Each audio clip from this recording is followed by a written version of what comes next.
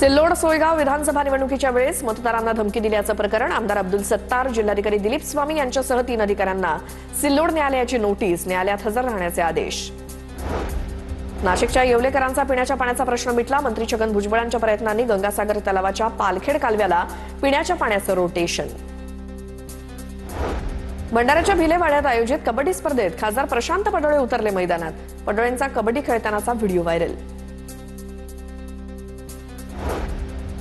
महाराष्ट्र राज्य महसूल कर्मचारी संघटनेची निवडणूक संपन्न. महसूल संघटनेच्या भंडारा जिल्हाध्यक्षपदी निमिष गेडाम यांची निवड. उपाध्यक्ष म्हणून विशाल गुल्हाने तर सरचिटणीसपदी अर्चना देशमुख.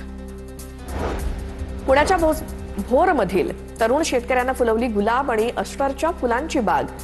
हातानोशी गावातील संतोष थोपटे हा तरुण शेतकरी 2 एकर शेतात फुलांची यशस्वी शेती करून घेतोय लाखोंचं उत्पन्न.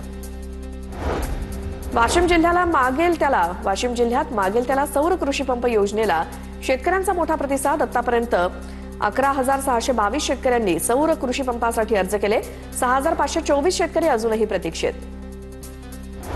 वाशिम जिल्हा परिषदेच्या अधिकारी आणि कर्मचाऱ्यांची जिल्हा क्रीडा स्पर्धा. जिल्हा क्रीडा संकुलात जल्लोषात महोत्सवाला सुरुवात. सांस्कृतिक कार्यक्रमाचं देखील आयोजन.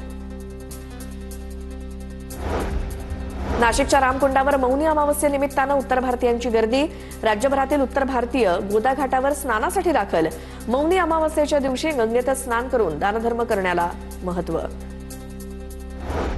जेजुरीमध्ये 150 वर्षांनंतर भरणार ग्रामदेवता जनाई देवीची जत्रा. जनाई देवीची यात्रा पुन्हा सुरू करण्याच्या जेजुरी ग्रामस्थांचा निर्णय. 10 एप्रिलला भरणार जनाई देवीची यात्रा. ठाण्यामध्ये गायमुख चौपाटी परिसरात उड्डाणपुलाच्या उभारणीसाठी खांबावरती गर्डर बसवला जाणार. त्यामुळे घोडबंदर रोडवरती वाहतूक कोंडी टाळण्यासाठी अवजड वाहनांना बंदी.